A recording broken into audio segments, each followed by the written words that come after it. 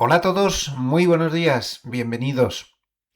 En este vídeo vamos a hablar de muchísimas cosas y muy importantes de diferente índole, por qué el mercado en algunos sectores está en burbuja, en otros no, por qué estamos viendo cosas rarísimas con la volatilidad que no habíamos visto antes. Vamos a ver qué pasa de verdad con el petróleo del estrecho. Nos estamos montando mucha película positiva quizá, pero sobre todo vamos a hablar de la clave de todo, que es este gráfico que ven. En este momento hay una batalla en el mercado. Es una guerra. Por el lado negativo, los bonos. Por el lado positivo, el auge de la inteligencia artificial. Y están luchando ambos contendientes. ¿Quién puede llevarse el gato al agua? Los bonos son muy peligrosos. Observen la rentabilidad del bono americano a 30 años, que está en máximos desde el año 2007. Eso no es una cosa que nos debamos tomar a la ligera. Ya decía Harnett, si recuerdan, en vídeos de esta gama de las 4 claves de la semana, en semanas anteriores, que por encima del 5% se puede montar un lío. Bueno, pues ya estamos en el 5,11%. Y como digo, sería la rentabilidad más alta desde el año 2007.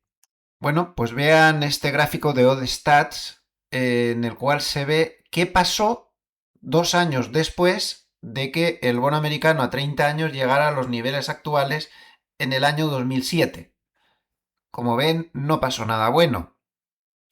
Evidentemente, esto no es una garantía de nada. Claro está, no es lo mismo, no estamos en 2007, no hay una crisis, o al menos eso parece, grave en ciernes. Pero bueno, el hecho es que los bonos rompen cosas. Vamos a quedarnos con esa copla. Y vamos a investigar más sobre esta batalla de las bolsas en medio, y por un lado los bonos y por otro lado el auge de la inteligencia artificial. Quédense que este vídeo les va a interesar. Vamos a dar 1 millón de datos interesantes y muy prácticos. Hola a todos, muy buenos días. Empezamos, les habla José Luis Cárpatos y esta es nuestra cita tradicional con el vídeo de las 4 claves de la semana que ahora termina, como todos los sábados del año. Ni vacaciones ni nada, este vídeo nunca lo perdono, como bien saben. Vamos a ver clave técnica, clave fundamental, clave de fontanería de mercado, las alcantarillas, ahí es donde está todo, cuántico, análisis cuantitativo, perdón, y todas estas cosas. Y clave de varios. Empezamos a grabar hoy sábado 16 de mayo a las 9:35 de la mañana, hora de Zúrich, 2:35, perdón, 3:35 de la madrugada, hora de Nueva York. En una mañana, como pueden ver, nevó, que está nevando aquí en estas latitudes. Estoy encantado, llevamos ya 3 o 4 días así. Ese es mi huerto, que ya se lo conocen. Como pueden ver, no hay mucha nieve en el suelo porque nieva, luego llueve un poco, va cambiando, pero no está mal, ¿no? Para estar a mediados de mayo.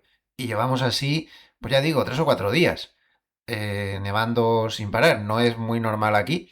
Al final, eh, esto es un dicho que escuché cuando vivía en Pamplona, en España. Allí decían, aquí solo hay 2 estaciones, el invierno y la del tren. Bueno, pues aquí lo puedo certificar. Empezó a nevar a primeros de octubre y estamos a finales de mayo y sigue nevando. Por lo tanto, 8 meses de temporada de nieves y solo 4 meses sin nieve, y que tenga suerte no empieza a nevar en septiembre y sean solo 3 y medio.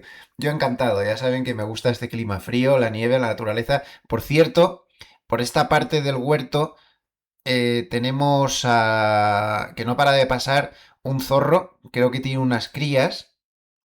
Este es el gallinero del vecino que lo está quitando. Y por aquí a la derecha, ¿ven este trozo de bosque que se abre? Por aquí se terminan ya los jardines de los vecinos y ahí empieza el bosque.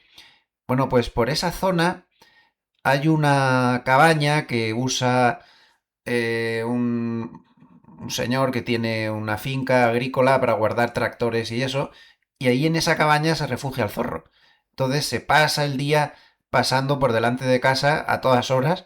La verdad es que es precioso, una cola con el pelo enorme, plena naturaleza, es una gozada, es un privilegio poder vivir aquí. Y yo por mi parte, pues nada, aquí estoy trabajando mucho, pero intentando que sean trabajos adaptados ya pues a la edad que tengo, en fin, que por eso me estoy centrando mucho en el canal, por ejemplo, me gusta mucho, puedo hacerlo bien, creo que puedo aportar un poco, creo que puedo ayudar un poquito. Y bueno, y otros proyectos. Tenemos ya el libro, el uno lo hemos ya saben que lo recuperamos y que se estaba maquetando. Bueno, pues ya se ha subido a Amazon, están haciendo el proceso del libro, o sea que espero que en los próximos días, quizá la próxima semana, para el que no había podido comprar el libro antiguo, Leones contra Gacelas, porque se había descatalogado, al quitarle yo los derechos a la editorial antigua, que tanta gloria tenga como descanso dejan, pues ya va a estar otra vez a la venta. Es el mismo, no se ha cambiado nada, ni tampoco se ha actualizado. Es el mismo que estaba, pero bueno, que puede servirle si aún no lo han leído. Y sigue la maquetación y el... Ahora están con el repaso estilístico y todas estas cosas que se hacen con los libros, como es un libro tan largo, pero bueno, va muy bien el 2 y es cuestión ya de plazos técnicos, de maquetación y demás. Espero que pueda estar lo antes posible. Yo por mi parte, pues ya digo, trabajando como un negro, eso sí, ¿eh? Les puedo asegurar que cuando llegas a esta edad, me cachis en la mar, se lo decía el otro día, pero es que es verdad. El día que te levantes sin que te duela algo, es que resuenen las campanas. Pero bueno, nada grave. Por lo demás, pues toda la familia bien, tanto aquí como la que se ha quedado en España, y pues contento, disfrutando de esto. Es que, ya digo, es que es un privilegio vivir aquí con este clima alpino y en la naturaleza, los animales y todo lo que haga falta. En cuanto a series, esta semana he visto una que hacen en Antena 3. Yo tengo el Antena 3 Player ese que se ve aquí en Suiza, aunque está recortado, nos quitan un montón de contenidos porque dicen que no tienen los derechos para esta zona, pero en fin, bueno, ¿qué vamos a hacer? He visto una serie de Antena 3 que se llama La Nena. Es una serie que ya viene de antes, La Red Púrpura y demás. Está basado en unos libros sobre una red de estos sádicos que graban cosas sádicas, historias de estas. Una serie dura, bastante dura, muy dura, pero bueno, la verdad es que está bastante bien hecha. Ya advierto que es una serie dura, no es para todas las sensibilidades, pero está bien, como serie está bien, ¿eh? Para ser de estas que salen en una televisión, que a veces son flojas, bastante recomendable. Antes de empezar, recordarles que este vídeo está patrocinado por nuestro patrocinador de largo plazo, que es Trade Republic, al que agradecemos la confianza en este canal. Hoy les cuento una novedad. Para los que aún se lo estén pensando, pues si les puede interesar tener una cuenta en este banco, recuerdo que para poder descargarse la app, en la descripción del vídeo, en lo primero, debajo justo, está puesto el enlace en el que pueden pinchar para, para poder descargarse la app y trastear con ella. Bueno, pues una novedad, para quien aún se lo esté pensando, Trade Republic tiene ahora mismo una promoción que para nuevos clientes estaría pagando un 3,04% TAE en la cuenta, sin límites, sin historias, sin tener que domiciliar la nómina. Se puede domiciliar, claro está, pero no es obligatorio. Y estamos hablando de un 3,04% TAE. Esto no es ninguna tontería. Habría que recordar que, por ejemplo, un norteamericano que hubiera dejado su saldo en el banco así sin más, sin ninguna remuneración, desde el año 1997, ahora mismo solo tendría 47 centavos por cada dólar. Porque lógicamente si no tienes remuneración en la cuenta, la inflación va subiendo y te va comiendo. Desde el 97 hasta la fecha se habría comido más de la mitad. Entonces este tipo de cosas pues yo creo que son importantes. Cada uno debe analizar su situación, pero de momento ahí está esa posibilidad, un 3,04% que está pagando nuestro patrocinador Trade Republic sobre todos los saldos en la cuenta ilimitados. Hay que recordar que Trade Republic está inscrito en los organismos reguladores correspondientes y que es un banco no precisamente pequeño con más de 10 millones de clientes en este momento. Además, tarjeta que la pueden ver ahí en la imagen con 1% de SafeBack y acceso a multitud de productos. Luego comentaremos alguno más. Miren, aquí tienen un gráfico. Esto es justo de lo que les hablaba cuando les hablaba de nuestro patrocinador, Trade Republic. Fíjense, es que es tremendo. Una persona que en 1996 pues hubiera invertido $1 en bolsa para dejarlo ahí, donde sí que hay unas rentabilidades que van y vienen, pero hay unas rentabilidades, o una persona que se lo hubiera dejado ahí en el banco muerto de asco. No lo hubiera invertido en nada, ¿no? Da igual. Lo tuviera debajo del colchón, me da lo mismo. Bueno, pues ese dólar ahora vale un 0,47. Y en bolsa ese dólar se habría convertido en 8,96. A mí más que lo de la bolsa, porque la bolsa va y viene, y esto también hay que mirarlo de muchas formas, porque por ejemplo en el 2008 ese dólar seguía valiendo $1 en bolsa y se había pasado 12 años pasando la mano por la pared. A mí lo que más me interesa es esta parte del gráfico, la destrucción del poder adquisitivo que tiene el ciudadano medio en todas las economías desarrolladas. ¿Por qué? Pues porque la inflación se lo come. La inflación se come el ahorro si no estás consiguiendo rentabilidad por algún sitio, sea como sea. Hay que moverse, el dinero nunca duerme, hay que espabilarse. Pero también hay que espabilarse en pedirles cuentas a todos estos políticos de las potencias occidentales que desde el 96 están causando este efecto de pobreza en todo el mundo. Y nadie parece darse cuenta. Y yo estoy harto de repetirlo. Miren, les voy a poner otro ejemplo. En Suiza, aquí en Suiza, el salario medio está ya en cerca de 7.000 francos al mes. El franco está más alto que el... Como está a 0, un euro contra un franco está a 0,92 o 0,93. O sea que son más los francos que los euros. Pero bueno, vamos a compararlo, aunque no sean exactamente igual. El salario medio está por cerca de 7.000 francos. En España, el salario medio, pongamos que está a 2.000, menos de 3 veces. ¿Cómo puede ser que, a ver, como me han pedido desde marketing, ya ahora salgo aquí en la cámara, a mí me da igual, ¿eh? La verdad es que no la ponía en la cámara por comodidad, porque, bueno, menos rollo, llevar el vídeo más rápido, pero me han pedido desde marketing que tengo que... Pues yo encantado, sí, yo estoy encantado de estar con ustedes. Entonces, a ver, comprar una cámara nueva, que de esas 4K, tengo una Logitech 4K Brio de esas, recién comprada, y me costó, fíjense, 105 francos.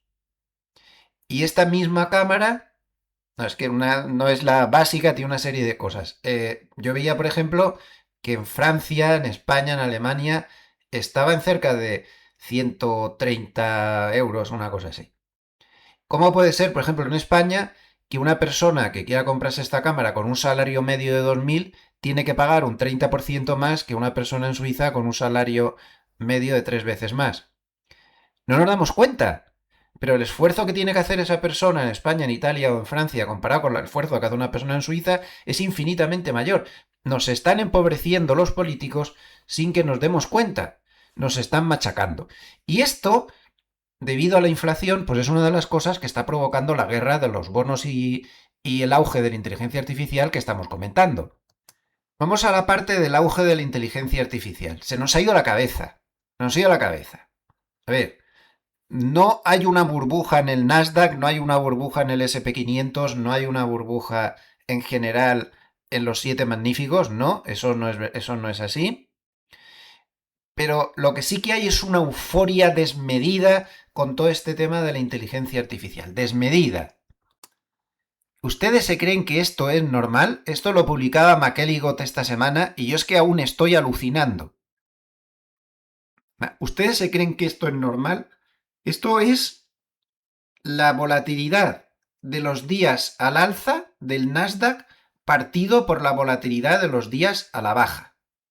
Lo normal es que esta rayita tienda a estar por la parte de abajo, con algún repunte que otro. ¿Por qué? Pues porque la bolsa, como sabemos, es muy asimétrica y cuando baja, pues baja con la volatilidad subiendo, y cuando sube, pues sube con la volatilidad bajando.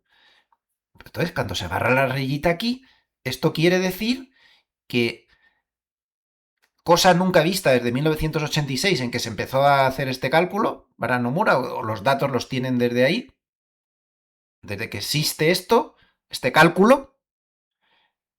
¿Cómo puede ser que la volatilidad de los días al alza sea 10 veces mayor? O sea, es que estoy alucinado, de verdad, o sea, es que no me lo puedo creer. De hecho, hasta pensé que era un error esto y estuve cotejando fuentes a ver si se había equivocado McElligott, que es el que hizo esto, pero no se ha equivocado. La volatilidad de los días al alza es 10 veces más alta que la volatilidad de los días a la baja.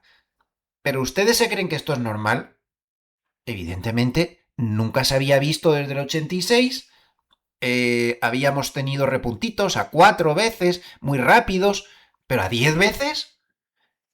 ¿Ustedes son conscientes de la magnitud de la euforia que tenemos? Yo no estoy diciendo ni que vaya a bajar ni que vaya a subir. Esto es la guerra de los bonos contra el auge de la inteligencia artificial. En estos momentos de locura es cuando el mercado se vuelve más salvaje. Y es cuando pasan cosas, pues como que los terrenos del Palacio Imperial de Tokio valían más que todas las propiedades inmobiliarias de California. ¿Ustedes se creen que eso es normal? Pues claro que no. Pero el mercado es así. Cuando se vuelve loco, se puede volver loco durante mucho tiempo. Yo solo digo que nos hemos vuelto locos. Que tenemos demasiada euforia y que se nos ha ido la pinza. Lo cual no quiere decir que esto vaya a bajar. Simplemente dice lo que dice. Que estamos en un barril de pólvora, ¿no? Entonces, McElligott, pues, advierte de que hay demasiada euforia y de que si apareciera un catalizador negativo, de momento no ha aparecido, pero podría ser. Atención a lo que viene ahora a continuación, en esta guerra de los bonos contra el auge de la inteligencia artificial. Seguimos con datos de McElligott, que no es precisamente un advenedizo, ya saben que es uno de mis analistas favoritos y que creo que hay que fijarse. Bueno, aquí lo que dice este gráfico es cuánto habría que vender por cada movimiento del SP500, esto es una proyección a un día solo, ¿eh? ¿Cuánto habría que vender por cada movimiento del SP500 según cómo se mueva el mercado? Tal y como está el montaje cuantitativo con esta euforia salvaje que tenemos en este momento. Bueno, pues una caída del 5%, ven aquí, en esta barra roja de aquí, obligaría a vender 187.000 millones de dólares en un solo día a los dealers, a los ETFs apalancados, a los fondos de control de volatilidad. ¿Ustedes saben lo que son 187.000 millones de dólares extra, además de lo que ya de por sí haya originado, la venta que haya originado la caída del 5%? Además sumen una lluvia extra de ventas de 187.000 millones. Sin embargo, si hubiera una subida del 5%, las compras extra que llevarían a cabo estos dealers, estos ETFs apalancados y los fondos de control de volatilidad serían tan solo de 21.000 millones de dólares en un día. Estamos hablando de un 5%, es mucho. Es decir, nos hemos montado tal película, tenemos tal euforia, que si cae, caería 9 veces más rápido que si sube. Digo yo que esto lo debemos saber. Y vuelvo a repetir, no estoy diciendo ni que vaya a bajar ni que vaya a subir, porque si no todo se entiende luego mal y luego te ponen verde, que tú has dicho que iba a bajar. Yo no he dicho nada. Yo no sé lo que va a pasar. Yo solo digo que si le diera por caer, va a caer 9 veces más rápido que si le diera por subir. O lo que es lo mismo, que el mercado está totalmente desprotegido por debajo, pero tiene muchas resistencias por encima. Simplemente digo eso. Ahora es una cuestión de que aparecieran catalizadores negativos o que no aparecieran, evidentemente. Y claro, es que esto viene porque tan solo 10 acciones, esto también es de McElligott, tan solo 10 acciones se han llevado el 71% de toda la subida. O sea, no hemos visto un rally de mercado. Por eso digo de que el mercado no está en burbuja. No hay una burbuja en el mercado. El rally no es del mercado, es de un pequeño puñadito de gigantes tecnológicos, los top 10. tienen el 71% del rally y las otras 490 acciones restantes tan solo el 29% del rally. ¿Quiénes son? Pues los de siempre, Google 14%, Nvidia 13%, y los de siempre. Pues aquí están, todos estos son los que se llevan la palma, entre ellos dos solos ya es el 27%, y luego pues aquí pues hay muchos de semiconductores, como ven, casi todos son de semiconductores, y Microsoft y Meta como siempre rezagados. Por cierto, que Microsoft se está animando los últimos días, después de que se haya sabido que Bill Ackman podría haber tomado una importante posición en el valor. Pero esto, claro, esto...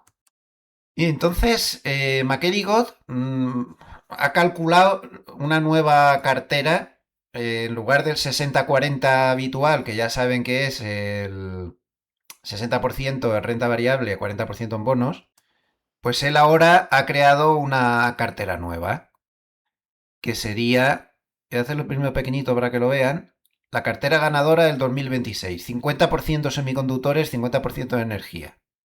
Aplasta tanto al SP500 como al 60-40 tradicional. Yo me andaría con cuidado porque esto está muy alto. Ambos sectores están muy desmadrados.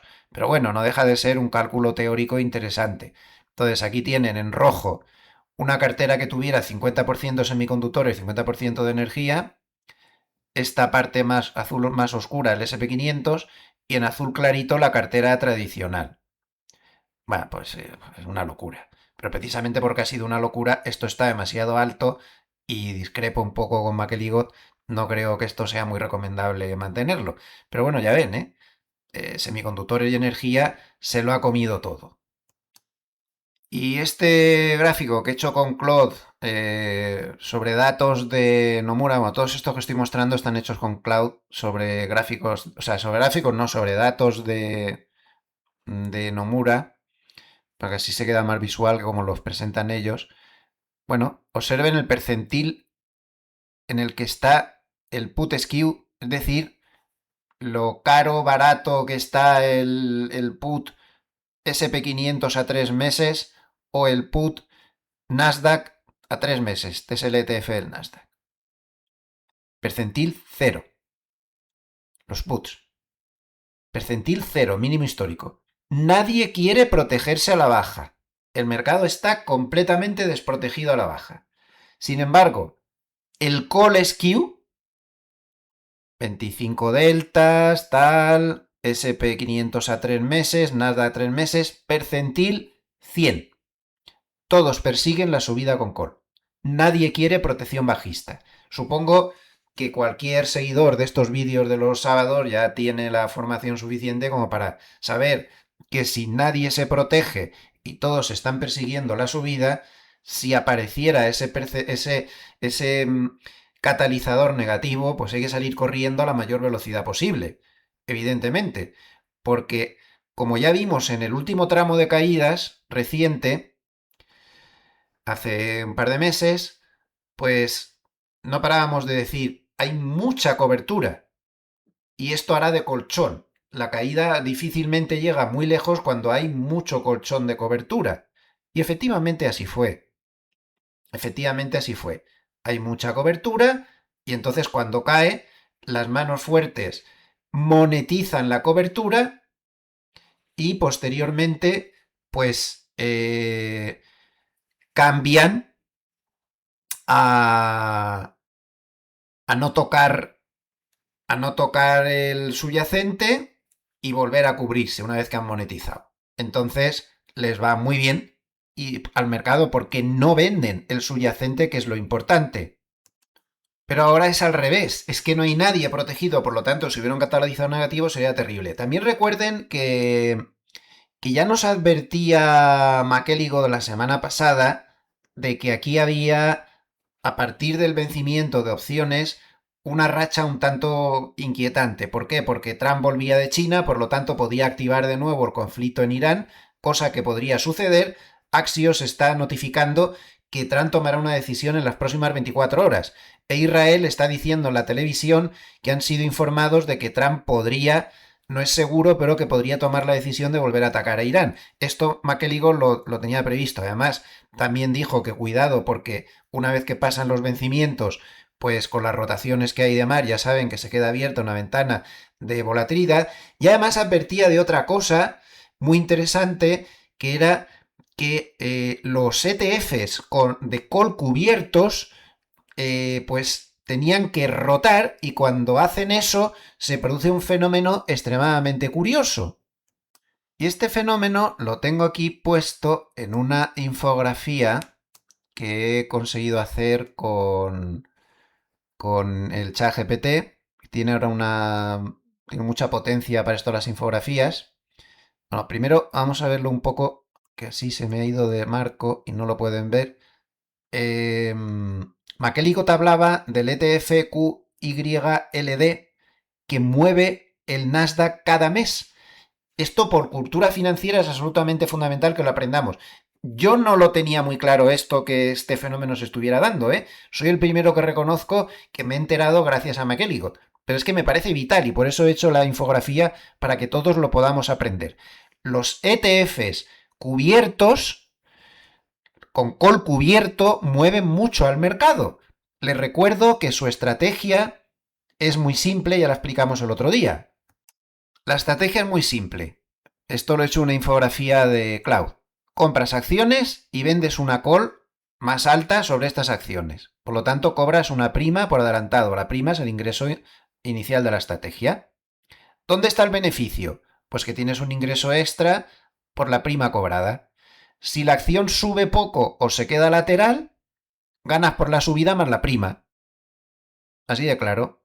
Si cae, la prima amortigua una parte de una caída moderada. Evidentemente, si se cae muy fuerte, te lo comes. ¿Vale? Entonces, ejemplo muy simple. Si compras 100 acciones a 100 y vendes una call strike 110, un poquito más arriba, pues cobras una prima de 3 por acción. Igual a $300. Con call suele corresponder a 100 acciones. Esto ya lo poníamos el otro día, pero quiero refrescar la memoria. Si la acción acaba en 108, pues ganas $8 por acción más los 3 de la prima, 11.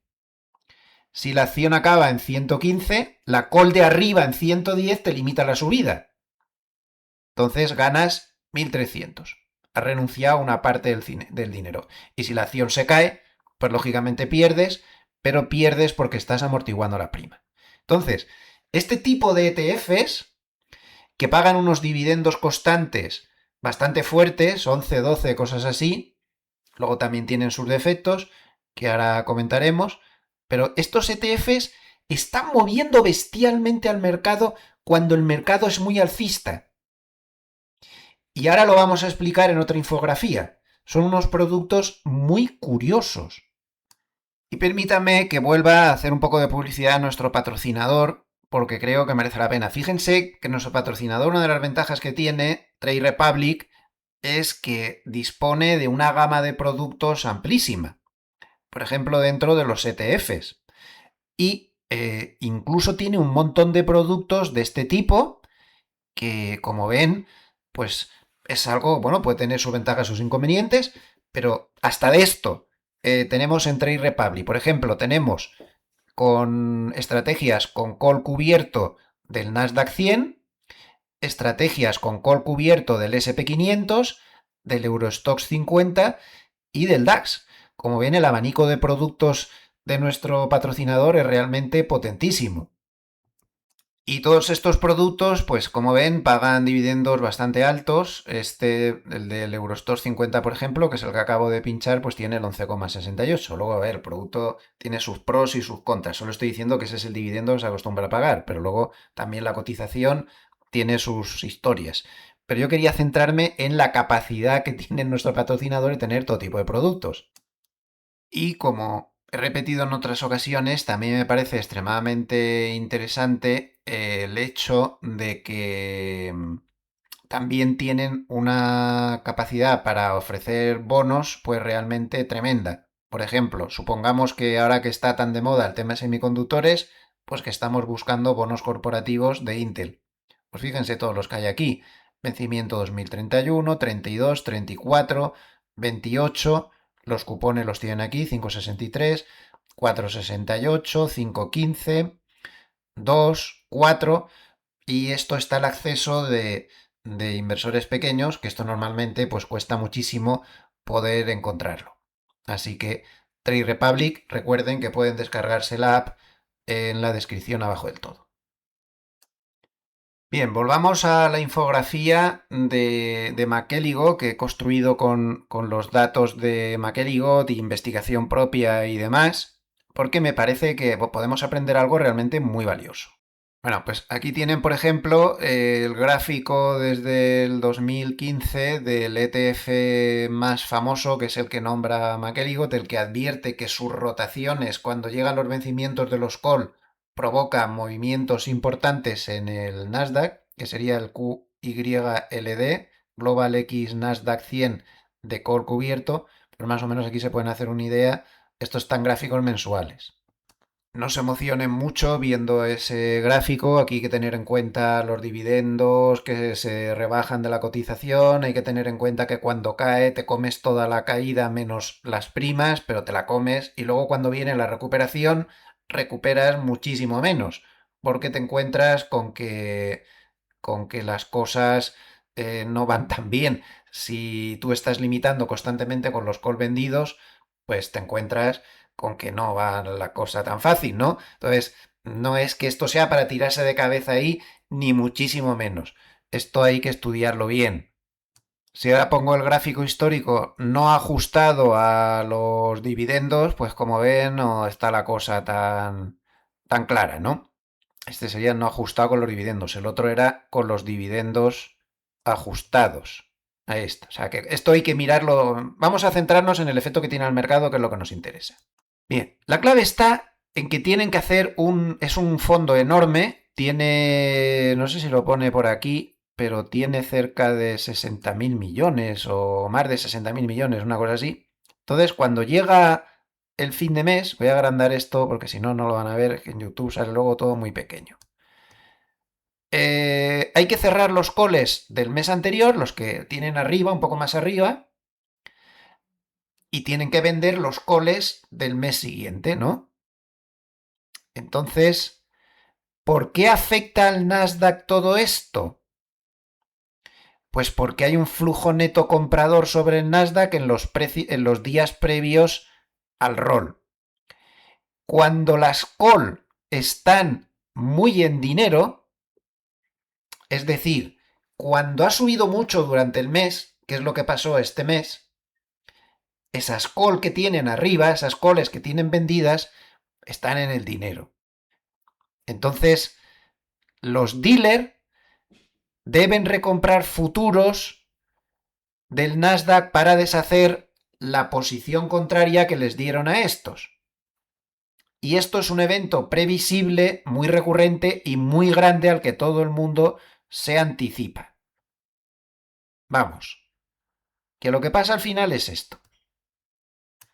Por este fenómeno de que se les han metido las opciones en dinero, les ha limitado la ganancia, por lo tanto es lo que pasó en el 2025, cayó mucho, pero luego como se va limitando la ganancia constantemente, pues le cuesta mucho recuperar si no contamos el dividendo. Si contamos el dividendo, pues ya han visto que sí que iría mejor. Entonces la clave es esta. El rendimiento medio del Nasdaq, el rendimiento medio del Nasdaq 100 alrededor del día de rolar, es decir, del viernes de ayer. Bien, 2 semanas antes de que se haga el rollover que tienen que hacer, el Nasdaq tiende a subir un 5,2%. Primero, porque está alcista, porque este efecto se produce solo cuando ha subido y está cerca el precio actual del strike que tenían los calls que están vendiendo por arriba. 2 semanas antes, 5,2% de subida entre unas cosas y otras, y el 92% de las veces sube. Una semana antes el Nasdaq sube en promedio un 1,6% y también un 92% del tiempo está alcista, sigue el flujo comprador del pre-roll. 2 días antes, más 1,3%, 69% de días alcistas, el impulso positivo se mantiene. Y atención, Día del rolo, ayer. Ya solo hay una subida promedio del 0,3. Ayer lo que tuvimos era bajada. Se detuvo completamente, normalmente se detiene completamente el impulso alcista y ayer sucedió. Día siguiente menos 0,1%, tan solo 38% de días después alcistas, una semana después, es decir, toda la semana que viene, menos 0,1% en promedio, 46% de semanas alcistas. Como vemos, es bastante curioso cómo se produce este efecto por algo que yo lo desconocía completamente, porque están estos ETFs gigantes con muchísimos calls cubiertos y que tienen que hacer estos rolos, entonces cuando se sube mucho, esperen esto, que es lo que ha pasado en esta ocasión, que el día del rolo, el tercer viernes de cada mes, se va a detener toda la actividad compradora que estaba generando este proceso. Además de la euforia que había con la inteligencia artificial y de todo, este fenómeno estaba superpuesto por encima. Como también estaba superpuesto el hecho de que ya no estamos en blackout de recompras. En este momento las recompras son libres. Lo que pasa es que con esto de las recompras hay un problemilla. Y no precisamente pequeño. Observen el frenazo que están metiendo las recompras. Esto, a ver, esto es el dato de clientes de Bank of America, no es el dato de todo el mercado, ¿eh? Es solo el dato de los clientes de Bank of America, pero me parece que es bastante significativo desde el punto de vista estadístico. En el año 2024 los clientes habían efectuado 182.200 millones en recompras, pero fíjense lo que ha pasado. Ritmo muchísimo menor en 2025 y ritmo muchísimo menor en 2026. Aunque da medio año, pero por mucho que suban las recompras en lo que queda de año, repito que estos son los clientes de Bank of America, no todo lo que hay en el mercado. Pero es bastante significativo. ¿Por qué está pasando esto? Pues porque los grandes recompradores hasta ahora, que eran, pues evidentemente los hiperescaladores y todos estos, pues como están venga a invertir y ya no tienen flujo de caja libre, pues han reducido sus compras, sus recompras notablemente. Entonces, este es un factor muy positivo que tenía el mercado que está menguando con total claridad. Estos dos últimos gráficos están sacados de datos de Bank of America, me he hecho una composición con Cloud. Miren aquí, por ejemplo, la tecnología era el gran recomprador de toda la historia. Esto es lo que ha pasado las 12 últimas semanas. Observen cómo ahora es el sector financiero el que lleva la delantera. Y por mucha diferencia. Y cómo el sector tecnológico está mucho más abajo. Cuando era el rey de las recompras. Este es un factor interesante para el medio plazo también. En esta guerra de los bonos contra el auge de inteligencia artificial, observen este gráfico muy interesante que publica Zero Hedge con... esto es una especie de compendio de bonos globales, mundiales, de todo tipo de vencimientos que están ahí conglomerados.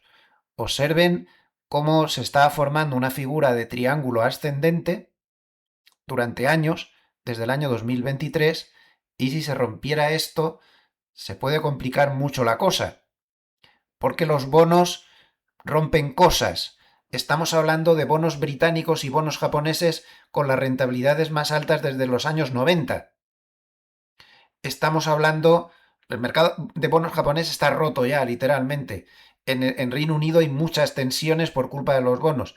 Estamos hablando que la subasta que se hizo ayer de bonos americanos a 30 años tuvo que pagar la rentabilidad más alta desde el año 2007. Esto le hace muchísimo daño a Estados Unidos porque los intereses que están teniendo que pagar por su deuda son astronómicos, mucho mayores que el presupuesto de defensa les está pulverizando. Los bonos rompen cosas en esta guerra, son muy peligrosos. Miren cómo está el bono japonés a 30 años, en máximos históricos en este momento. ¿Saben lo que significa esto? Que esto es lo que les espera en Estados Unidos como sigan despilfarrando de esa manera con las deudas infinitamente arriba, sin ningún control. Las cosas acaban así. pero por pura definición matemática, los milagros en economía no existen. Miren, aquí lo tienen. En negro, los gastos en defensa y... Perdón, en azul, esto de aquí. Y en rojo, los pagos por la deuda. O sea, en un país que gasta tanto en defensa como Estados Unidos. Es una locura. Y esto va a peor. Y con todo el lío que tenemos en la guerra, los bonos, lógicamente, se están tensando. ¿Y por qué se están tensando? Pues se están tensando porque la economía va mejor, porque la inflación está volviendo a sonar y porque el petróleo está caro. Y la historia lo dice siempre, cuando los bonos se venden con fuerza, es decir, cuando sus rendimientos suben, la bolsa rara vez lo digiere bien. Ese es el problema.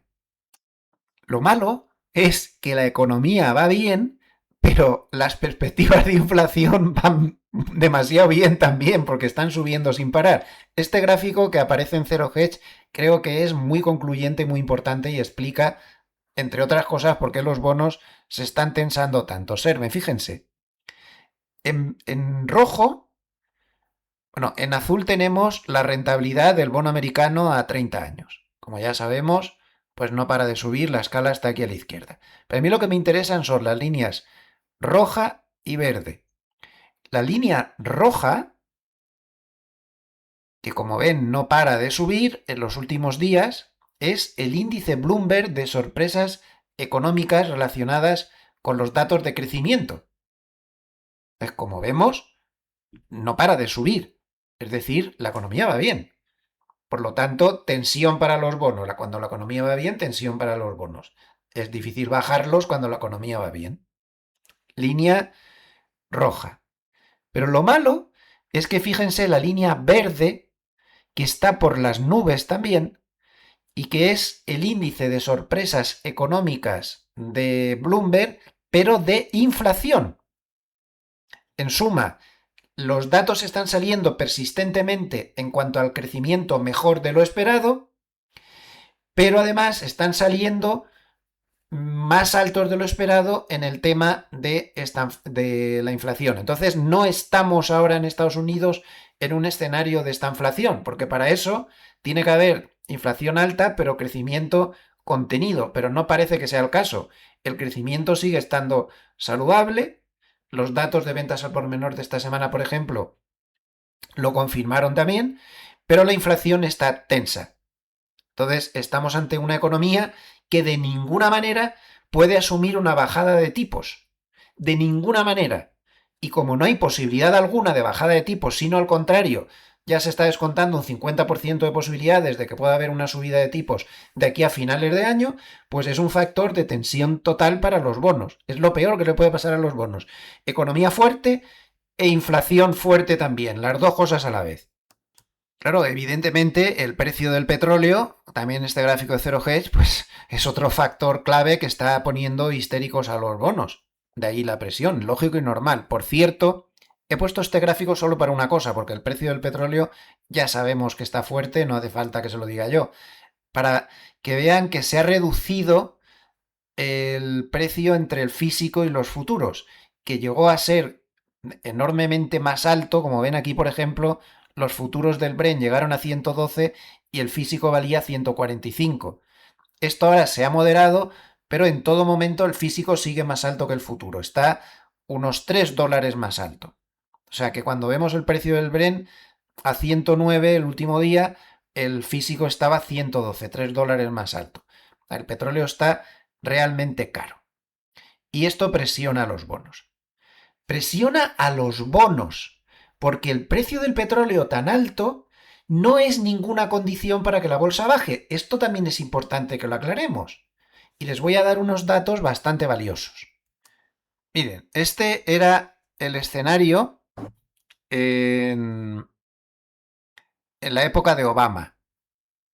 Aquí está reflejado el mandato de Obama, ¿no? Bueno, pues aquí hay una temporada en la cual en azul tenemos al SP500 que como ven no para de subir, desde enero del 2011 hasta pasado enero del 2014, no para de subir, se triplica el SP500 y en todo ese periodo el West Texas estuvo más de 3 años, pues cerca de 100 o incluso superior.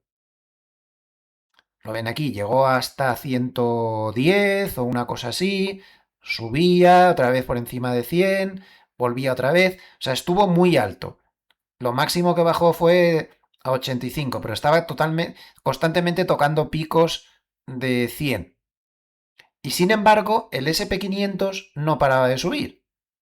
O sea, como ven, el que el petróleo está alto no significa que automáticamente la bolsa tenga que estar baja. Otra cosa es que esto influya a los bonos y los bonos sean los que se pongan nerviosos y estos sí que pueden tumbar a las bolsas. Los bonos sí. Pero además tengamos en cuenta una cosa, estos 100 por barril de aquella época, teniendo en cuenta todo lo que ha subido la inflación, no son 100 ahora. He hecho un cálculo aquí con Claude y ahora tendríamos que subir a cerca de 130, 140 para volver a estar al nivel real de lo que significaban $100 por barril en aquella época. Es decir, que si ahora estuviéramos a 130, $140 por barril, muy por encima donde estamos ahora, casi un 30% más, en aquella época se siguió subiendo y se triplicó el SP500 con estos precios. O sea, con estos teóricos que calculo aquí muy por encima de los actuales. Por lo tanto, el que el precio del barril esté alto no significa que la bolsa se ponga a bajar inmediatamente. Esto no funciona así y creo que este ejemplo histórico pues, nos viene muy bien para darnos cuenta. Y volvamos al tema de la guerra, porque aunque a la bolsa le dé igual, los bonos ya están tensos y si el petróleo sigue subiendo, los bonos se van a poner más nerviosos y en esta ocasión sí que podrían influir, no porque el petróleo esté alto directamente, sino porque influyen a través de los bonos en esta ocasión. Bueno, pues el mejor calendario que he encontrado de lo que puede pasar es este de JP Morgan. Todo ese rollo de los acuerdos está muy bien, pero aquí lo que cuentan son las realidades. Así que aquí lo único que importa es que abran el estrecho de Hormuz o que no lo abran. Entonces, según JP Morgan, vamos a suponer que se abre a primeros de junio, que me parece a mí que la llevamos clara. Esto supondría que aún en el tercer trimestre, en el cuarto trimestre del 2026, aún estaría el petróleo 98. Y en el primero del año que viene estaría 85, con los efectos subsiguientes sobre la inflación, bonos y demás. Si se abre el estrecho de Hormuz a primeros de julio, en el cuarto trimestre de este año aún estaría el Brent, calculan a 117 y en el primero del 2027 a 105. Es decir, los efectos van a ser mucho más duraderos de lo que nos creemos. Si se abriera a primeros de agosto, en el cuarto trimestre estarían a 134 y durante todo el año 2027 se estaría claramente por encima de 100. ¿Se dan cuenta ustedes? Nos estamos montando una película demasiado positiva con el tema del estrecho de Hormuz y del petróleo, cuando Irán está absolutamente obcecado con que no va a firmar ningún acuerdo de paz mientras no se le garantice la soberanía absoluta sobre el estrecho de Hormuz para siempre. Y Trump y Xi ya les dijeron esta semana, en una reunión donde por cierto no hubo nada de nada, ni siquiera se consiguieron nuevos contratos para chips de Nvidia, nada de nada al final, todo flojísimo, o sea, esa reunión no sirvió para gran cosa, nada más que para protocolo y diplomacia, ¿no? Pero los dos le dijeron a Irán que abriera el dichoso estrecho de Hormuz una vez, y los iraníes acusaron a los chinos de traidores. Bueno, primeros de septiembre. Se abre el estrecho de Hormuz a primeros de septiembre. Si eso sucede, en el cuarto trimestre aún estaría el Brent a $151 por barril. En el primer trimestre a 147. En el segundo trimestre a 140. En el cuarto trimestre de 2027 aún estaría a 116. ¿Se dan cuenta de los efectos persistentes y de la película positiva de Disney que nos hemos montado a este respecto? Ya la tabla no sigue. No quiero ni pensar si ya abriendo el estrecho de Hormuz el 1 de septiembre estaría en el cuarto trimestre a $151 por barril el Brent, pues imagínense cómo se abra en octubre, noviembre o en diciembre, o si no se abre. La que se puede liar aquí sería la mayor crisis energética de la historia, que ya lo es, pero ya con efectos bastante claros. Por cierto, que hablando de China y de Estados Unidos, fíjense en este gráfico. Es espectacular. Primero se lo pongo en pequeñito y ahora se lo agrandaré. Es que necesito que vean los colores de lejos. El azul significa que ese país tiene más tratos comerciales con Estados Unidos que con nadie. Y en rojo, que ese país tiene más tratos comerciales con China que con nadie.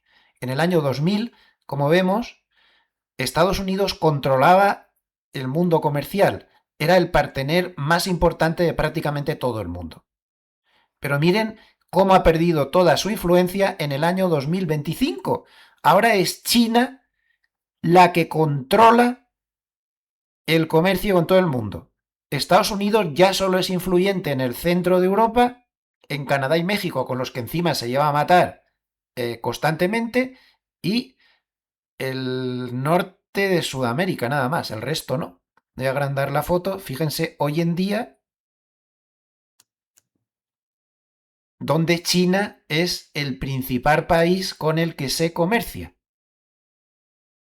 Ya ven la pérdida tremenda de influencia comercial en Estados Unidos y desde luego poniéndole aranceles a todos sus aliados, no me parece que esta situación vaya a mejorar. Parece mentira que no veamos estas cosas tan simples cuando se toman esas decisiones políticas con los dichosos aranceles. También hablando de bonos, otro gráfico interesante es este que les pongo aquí, donde se ve cómo Japón, que no para de intervenir en defensa del yen, como saben, en los últimos tiempos, está sacando el dinero vendiendo bonos americanos. Desde el año 2022 ha vendido cerca de 200.000 millones de dólares en bonos americanos para soportar el yen. Como ven, no muy bueno esto tampoco. Nadie se rifa ya los bonos americanos. Hay que pagar encima mucho por ellos y no para de salir papel y más papel y más papel y más papel. Entre las múltiples divergencias que están saliendo por todos los sitios, con una amplitud muy negativa, que es escandaloso cuando uno mira. Esperen un momento que ahora les muestro este gráfico, cuando uno mira esto. ¿Recuerdan ustedes que cuando cae la bolsa siempre estoy mirando este indicador, que es el indicador de McClellan? Por cierto que no han actualizado el cierre de ayer. Este oscilador de McClellan, para ver cuándo nos da oportunidades de compra. ¿Me quieren ustedes explicar cómo puede ser que con todo el subidón que llevamos, el oscilador está ya metiéndose por debajo de -100? Seguro que con la amplitud súper bajista que tuvimos ayer, que veo que aún no han actualizado el dato, estoy seguro que se ha metido por debajo de -100. ¿Pero cómo puede ser? ¿Cómo puede ser? Pues primero que el NISE no ha seguido la subida del Nasdaq y el SP500 ni de lejos, porque está totalmente basada en la inteligencia artificial y demás, como ya hemos analizado. Y en segundo lugar, porque se ha subido con la mayoría de valores bajando. O sea, el mercado no está subiendo. Miren el NISE lo que está haciendo. El mercado no está subiendo. Están subiendo unos cuantos valores tecnológicos, semiconductores y demás que están en burbuja total. Pero la amplitud ha sido súper negativa. De hecho, está como en caídas así, que nos va a dar una señal de compra. Pero nos va a dar una señal de compra no en SP500 y Nasdaq, sino en el resto del mercado. Porque la amplitud es tremendamente negativa. Y volviendo a este gráfico, pues fíjense qué cosa más rara. Con toda la subida que llevamos en el SPI, que es el ETF del SP500, porcentaje de valores del SP500 que están tocando mínimos de 252 días. Bueno, pues en estos días ha llegado a haber un 8% de los valores, de 40 valores, el 8% del SP500 tocando mínimos de 252 días. En plena subida de esta guisa. ¿Por qué? Porque la amplitud es malísima, porque está centrado en muy pocos valores. Esto muy buena cosa no es, ¿eh? La última vez que pasó, el mercado venía de una subida muy potente desde mayo, la recuperación desde mayo si recuerdan, y cuando apareció este fenómeno, que muchos valores empezaron a tocar mínimos de 252 días, a pesar, vamos, de un año, a pesar de que no paraba de subir, el mercado se atrancó y estuvo atrancado desde octubre del 2025 pues hasta hace poco. Ya que este tipo de divergencias, la subida sin amplitud es lo peor que le puede pasar al mercado. Históricamente siempre ha sido así. Subir sin amplitud es muy mala cosa. Los máximos son poco fiables y se tiende más a tener correcciones. Aunque también se puede corregir en lateral, ¿eh? Recuerden cómo pasó aquí. Se puede corregir cayendo, pero también se puede corregir en lateral, atrancándose. Hay multitud de indicadores que muestran que la euforia es excesiva y que el semiconductores está en burbuja. Semiconductores, para que se hagan una idea, el índice de semiconductores está a un 62% de su media de 200 y eso solo se había visto en el año 2000 y antes en 1720 cuando la burbuja del Mississippi, en la bolsa francesa. O sea que imagínense cómo están los semiconductores. Los semiconductores están en burbuja total. El resto del mercado no está en burbuja, solo está demasiado eufórico. Entonces, es inquietante este gráfico de Goldman Sachs donde se ve en línea azul oscura su indicador de apetito de riesgo que está por las nubes, hay mucha euforia, y en línea azul clarita el indicador que compara el qué hacen los valores con el momentum más alto contra el resto de valores de Estados Unidos. Entonces está por las nubes, porque hay muy pocos valores que suben. Cuando esto sucede, pues muy bueno no es. ¿Cuándo es la última vez que sucedió? En el 2000. Entonces, les podría estar sacando ahora multitud de indicadores como este, que nos aburriríamos al final, que nos siguen indicando que solo se ha visto este grado de euforia antes en el 1999-2000, antes del pinchazo de la burbuja.com. ¿Quiere decir esto que va a pasar lo mismo? No, ni muchísimo menos. Solo quiere decir que hay demasiada euforia. Y cuando hay demasiada euforia, o se descansa o te la pegas. Miren, por ejemplo, lo que pasó cuando nos recuperamos de los mínimos tras todos los líos que montó Trump con los aranceles. El mercado subió un 20%. Y luego tuvo que descansar. Y se quedó en lateral pues más de un mes y medio. Esto es imprescindible. O eso o te la pegas. Lo que pasa es que la subida, que es muy parecida a la actual, ahora es un 18 y pico, tuvo un descanso intermedio aquí que la saneó mucho. Cosa que no ha sucedido. Estaba, por lo tanto, más acelerada. Entonces, esta o corrige o se va a tener que bloquear para poder descansar. O corriges consumiendo tiempo o corriges pegándotela, pero va demasiado deprisa. No solo hay una burbuja en el sector de semiconductores, sino que también hay otra burbuja, por ejemplo, la bolsa coreana, que depende solo de dos valores del sector memoria y almacenamiento. Eso es una locura y un desmadre, y ahí hay que andarse con ojo. Pero esto está llegando un poco demasiado lejos, la euforia es excesiva y es muy difícil de sostener. Por lo tanto, no nos debe extrañar la corrección intermedia que tuvimos ayer. Bien, antes de pasar al paper de Hartnett con el que solemos terminar este vídeo semanal, quería hacer una reflexión sobre un paper muy bueno que he visto de RBC Capital Markets y sobre el que voy a destacar sobre todo este gráfico que es impactante y es la realidad que mucho me temo que vamos a ver en el estrecho de Hormuz. Yo sigo pensando que nos hemos montado demasiada película y RBC piensa lo mismo. Entonces, RBC en este paper que les comento dice que aquí hay ya casi un pensamiento mágico.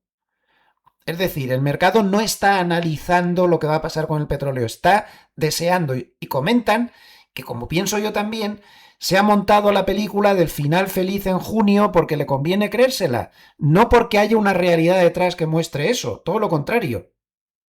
En segundo lugar, RBC defiende que para Irán el estrecho ya es más importante que la bomba, es decir, que pueden renunciar al tema nuclear, pero que de ninguna manera van a renunciar a controlar el estrecho de Hormuz, porque el estrecho se ha convertido en una especie como de carta de supervivencia. Se ha dado cuenta que ahí pilla a Estados Unidos, que ahí pilla a cualquiera por importante que sea. En tercer lugar, y aquí viene este gráfico que tienen ahí, porque nos estamos montando la película y Trump la fomenta mucho y besen diciendo no pasa nada, porque en el momento en que se abra el estrecho de Hormuz, todo vuelve a la normalidad y el petróleo se desploma. Y un jamón con chorreras, eso no funciona así. Y ahora veremos por qué con este gráfico. Y en cuarto lugar, y esto es muy importante, me lo he anotado aquí para que no se me escape la idea, porque China, comenta RBC y tiene toda la razón, es la ganadora silenciosa, porque mientras todos miran al petróleo, la jugadita no está aquí, está en el Pacífico, porque la guerra actual desvía recursos militares de Estados Unidos de Taiwán, que ahora están en Oriente Medio. A China no le interesa demasiado que termine la guerra y que todas esas fuerzas de Estados Unidos se vayan de Oriente Medio y se vayan a Taiwán. Por eso, seguramente ayer, cuando Xi dijo que había que abrir el estrecho de Hormuz, lo dijo con la boca pequeña, porque hubo mucha tensión con el tema de Taiwán. Trump no quiso hablar mucho del tema para evitar conflictos, pero ¿quién no nos dice que China no invada Taiwán mañana? Y más viendo lo que ha pasado con Irán. Pues puede ser perfectamente, entonces no les interesa. Pero vamos a centrarnos en este gráfico porque vamos a ver que la realidad es una cosa y las películas que se está montando el mercado, pues son otra muy diferente. Vamos a ver, todo el mundo está convencido de que aquí se firma un acuerdito, se abre el estrecho de Hormuz y se acabó. ¿Sí? Pues miren lo que pasó con el precedente histórico anterior con el estrecho de Bab el-Mandeb, que les recuerdo que es este de aquí. Este es el estrecho de Hormuz, como vemos, como siempre, con poco movimiento, aunque parece que hay aquí 2 o 3 petroleros que están entrando, pero bueno, la cosa es que está totalmente despejada. Pero el otro estrecho, el que aparece en el gráfico, es este de aquí, que como ven, este sigue como siempre con un tráfico tremendo, tanto de petroleros que entran como que salen, hay una fila ahí enorme. Bien, pues el precedente histórico es el siguiente.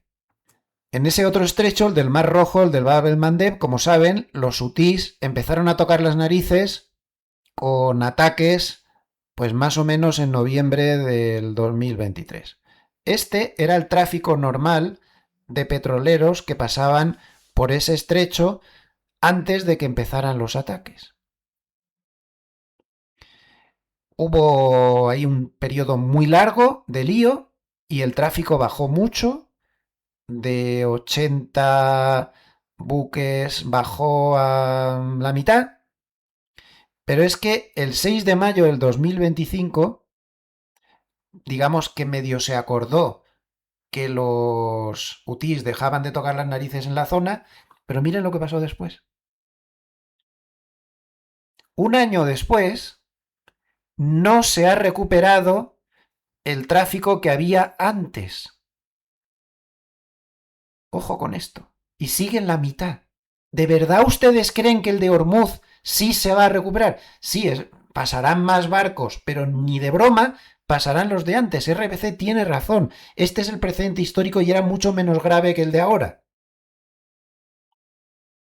Cuando una ruta se quema, pues una ruta se quema. Y esto va a seguir provocando un cuello de botella importante. Eso sí, hay que destacar que la mayoría de los países se están espabilando y, por ejemplo, pues tenemos a Emiratos Árabes que está construyendo otro oleoducto que va a salir por aquí. Otros países están construyendo también oleoductos para sacarlos por aquí, por toda esta zona de por aquí. Y Arabia Saudita, pues ya saben que ha reforzado pues toda la salida de petróleo que tiene por esta zona, que sale a la otra costa. Observen el apelotonamiento de petroleros que hay precisamente a la altura de esta zona por donde sale el oleoducto que atraviesa de costa a costa. Entonces, todo el mundo se está preparando con un poco más de realismo que el mercado sobre qué tiene que hacer en el futuro, porque esta zona parece ser que va a seguir siendo muy conflictiva y que habrá que buscarse la vida por otro sitio. Pero mientras te buscas la vida, pues tenemos un año malo, porque todas estas obras que se están haciendo no van a terminar hasta el año que viene. Y una noticia también interesante que he visto hoy mismo, aparte de que lo que les he dicho al principio, de que Trump estaba pensando durante 24 horas si seguían los ataques o no, y que Israel estaba diciendo que eso podría suceder, es que hay muchos rumores de que Pakistán se está cansando de su labor de mediador ante la cerrazón de de Irán, porque hay mucha gente que está considerando que Pakistán realmente lo que está haciendo es de abogado de Irán. Entonces hay muchos rumores de que Pakistán está a punto ya de levantar el pie del acelerador, porque de hecho ya le ha costado un conflicto muy importante con Emiratos Árabes. Y lo que no quiere es enfrentarse también con Arabia Saudita, que podría suceder, que ahora tienen un acuerdo de defensa conjunto y demás, bastante importante, y no quiere seguir pareciendo que está haciendo esa defensa del rol de abogado de Irán, dada la dificultad diplomática que presenta Irán para llegar a cualquier tipo de acuerdo. Bueno, tampoco los otros lo ponen fácil. En suma, que se está enrareciendo todo mucho y por favor seamos realistas. Esto va para largo y no va a haber una reapertura del estrecho para poder estar como antes. Puede que puedan salir poco a poco todos los buques que están atascados ahí dentro, pero que se restablezca el tráfico con normalidad, eso no va a ser tarea fácil. Por favor, seamos realistas y a mí me parece que este gráfico no puede ser más claro. Por cierto, los petroleros son los que están en amarillo. Como ven, no ha vuelto ni de broma el tráfico a lo mismo de antes. Se buscan rutas alternativas más caras y esto ya se queda así, aunque eso mantenga el precio del petróleo más alto de mercancías en general. Y por si tiene, y termino ya, pasamos a Harnett, por si tiene poca predominancia el tema tecnológico, atención a las 3 hipos que van a salir. Anthropic SpaceX, Anthropic la dibujan con este amarillo, SpaceX es la que ponen aquí en verde oscuro y OpenAI en negro.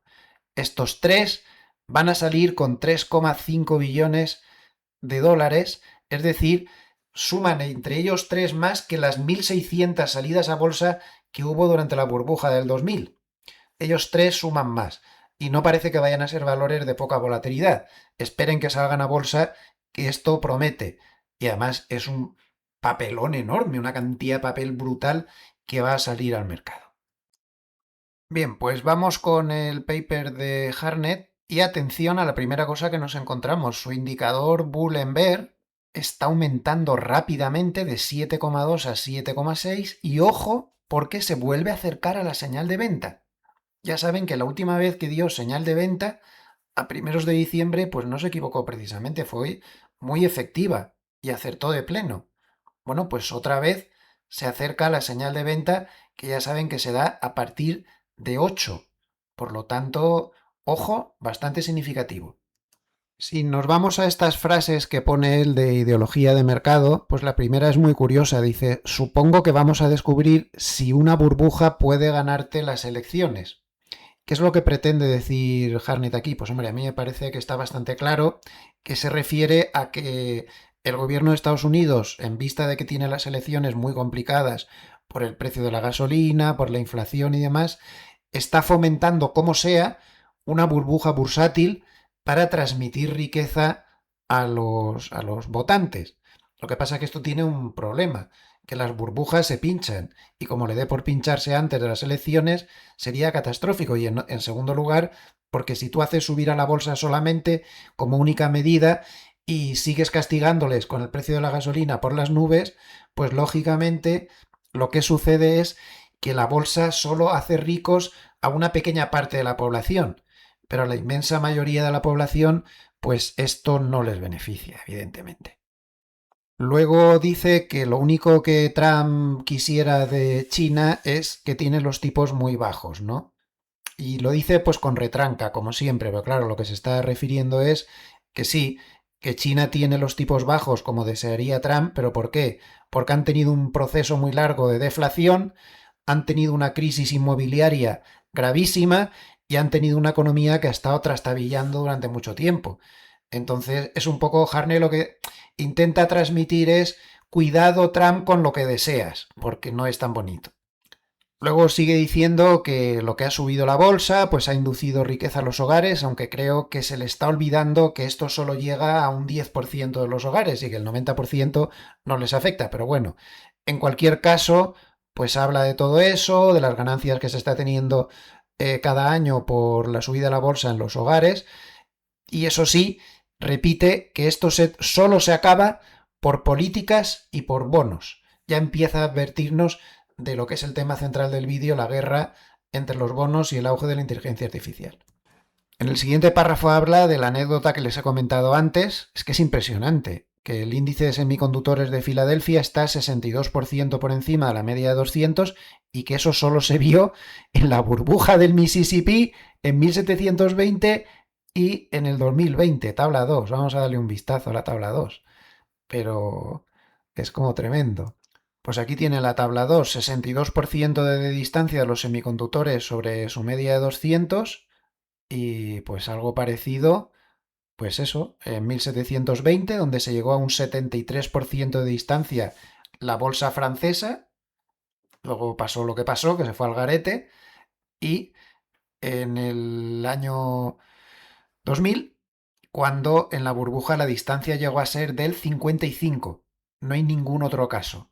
Lo más parecido podría ser cuando la bolsa china se alejó un 37%. Como vemos, los semiconductores están en burbuja total. Con esto hay que andarse con cuidado, ¿eh?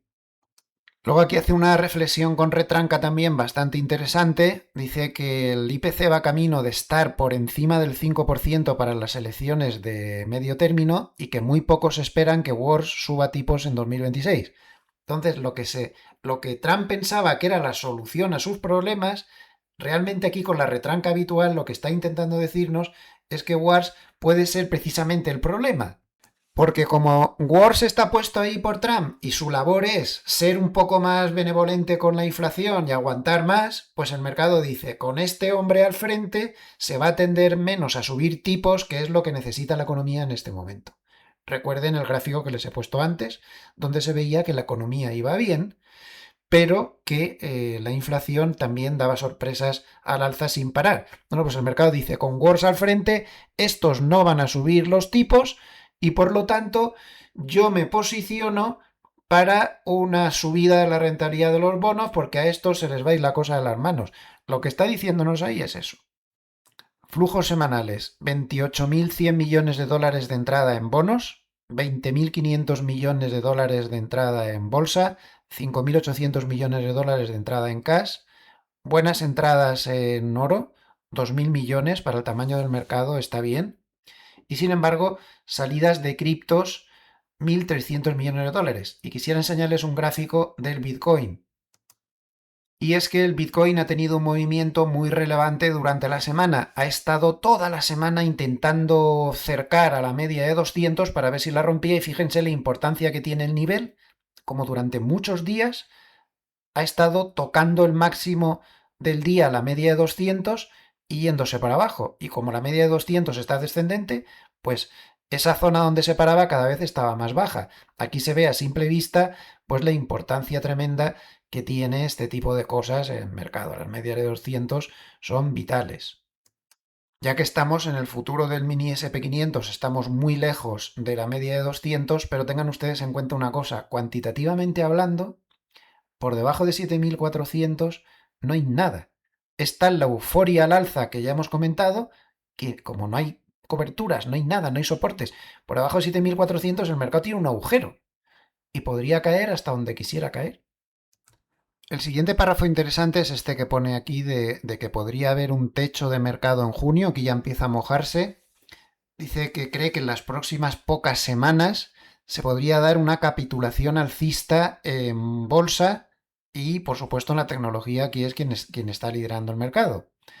¿A qué se refiere con capitulación alcista? Pues a que ya todo el mundo ha metido toda la euforia ahí, ha comprado todo lo que tenía que comprar y ya no queda nadie más para comprar y ahí el mercado pues toca techo. Además dice que es que en junio hay muchos eventos importantes y que esto lo podría favorecer. El día 7 la reunión de la OPEP, el día 11 empieza el Campeonato Mundial de Fútbol, que eso puede mover determinados intereses y demás. El 14 es el cumpleaños de Trump, que cumple 80. Esto no sé qué tiene que ver con el mercado, yo creo que lo ha puesto por poner.